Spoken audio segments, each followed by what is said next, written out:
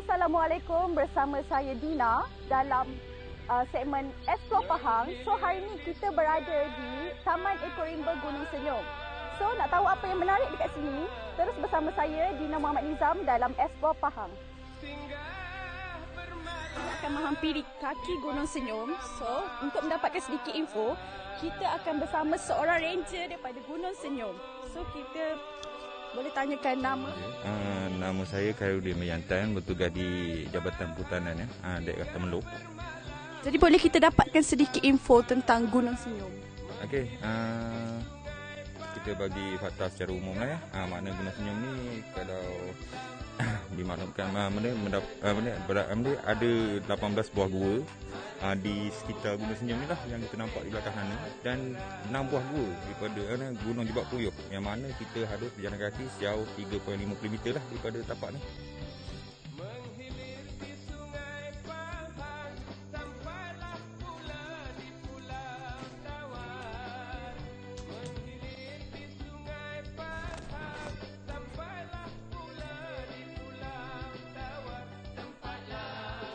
Sekarang kita berada di Gua Kolam 7. Hari ini kita beruntung sebabnya kolam ni terdapat air di dalamnya. Kalau terlalu panas, dia akan kering. Jadi, hari ini kita dapat lihat air-air daripada beberapa tingkat di Gua Kolam 7 ni. Sekarang kita berada di Kolam 7 dan kita akan bertanya mengenai beberapa tingkat di Kolam 7 ni. Jadi, bersama saya Muhammad Nizam. Jadi apa yang menariknya tentang kolam 7 ni?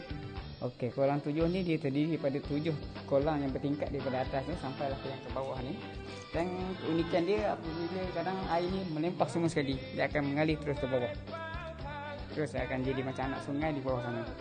Jadi air ni datangnya daripada air hujan ataupun dia memang semula jadi memang dia ada air dekat dalam diri? Dia biasanya daripada air hujan. Dia akan berkumpul dan mengalir melalui dinding-dinding gunung, dia akan masuk ke dalam.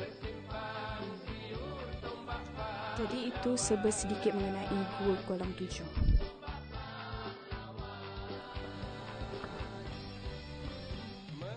Sekarang kita berada di pintu masuk Gua Angin. So kalau kita nak tahu apa yang menarik dalam Gua Angin ni, jom bersama saya. Sekarang kita berada di pintu masuk Gua Angin. Jadi bersama saya Kak Ros, orang tempatan. Jadi kita ingin bertanyakan sedikit mengenai mitos Gua Angin. Jadi apa pendapat Kak Ros pasal mitos di Gua Angin? Okey, ini adalah salah satu gua angin, salah satu gua yang cantik, di mana sedikit ada kisah di sebalik kecantikan gua ini adalah tentang Puteri Bunian yang nak berkahwin dengan seorang yang bernama Tok Long. Tetapi disyaratkan sebelum itu kena mandi dulu di kolam 7, di mana ada kolam 7 di dalam gua, di antara gua ni, dan selepas itu puteri ini tak boleh menggunakan peralatan lain untuk mengeringkan badan dia. Dia kena mengeringkan badan dari dia dengan angin yang ada di gua angin ini. Di mana gua angin ini mempunyai angin yang orang kata sepoi-sepoi, cantik lah, sedap lah untuk dinikmati. Jadi dengan angin tu nanti akan menambah lagi seri puteri tersebut. Itu antara mitos lah yang ada di gua angin ni, tentang gua angin ni.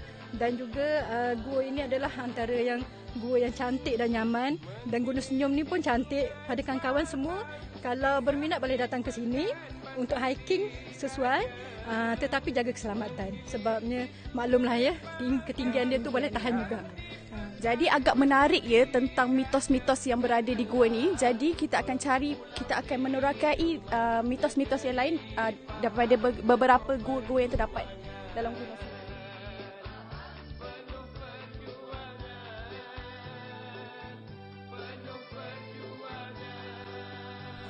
Sekarang kita akan menuju ke Gua Terambulan. Jadi kita akan mendaki sedikit untuk sampai ke Gua Terambulan. Di Gua Terambulan ini, Puteri Bunian selepas dia mengeringkan badan di Gua Angin tadi, dia perlu ke Gua Terambulan untuk memandikan cahaya bulan.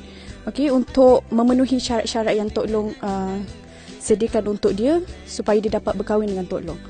Jadi kita akan ke Gua Terang Bulan.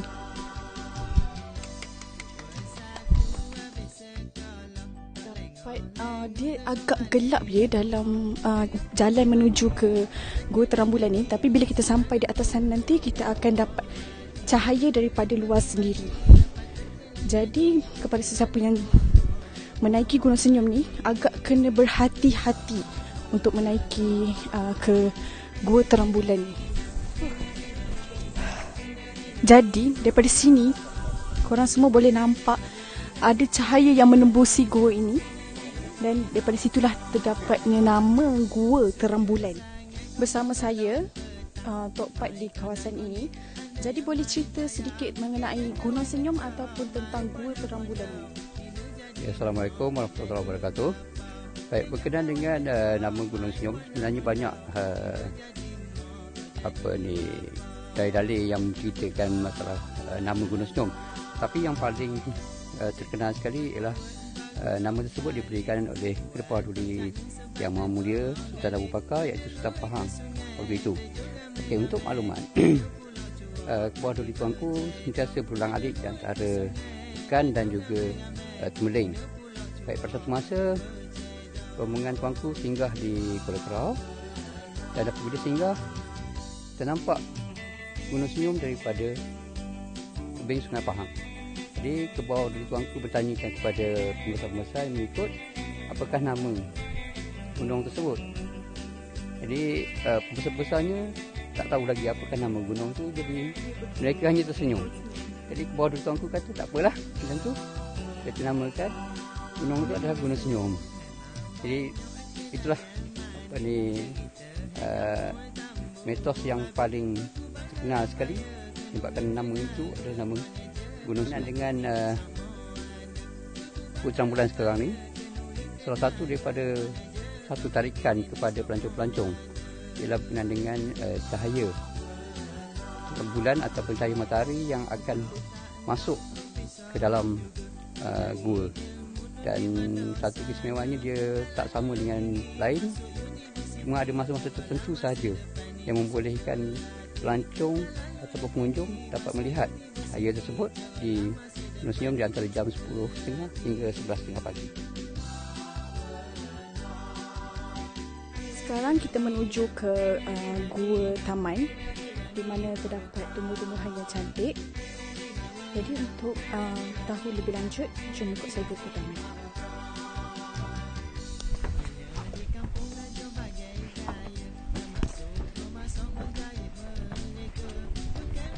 Sekarang kita berada di Gua Taman 1.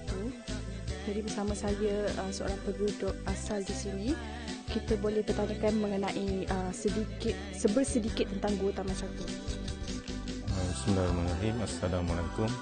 Gua Taman 1 ni adalah satu gua yang ada di Gunung Senyum ini. Dia mengikut mitosnya, dia selepas Puteri Bunian mendapat kebenaran daripada keluarga dia untuk berkahwin dengan Tok Long.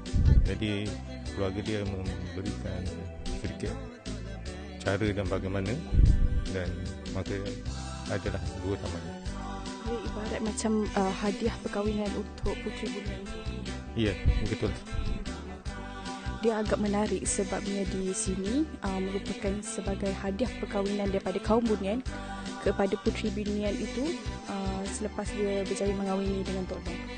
Jadi mari kita sambung, mari kita lihat keindahan Subhanahu Wa Taala tentang gua ini.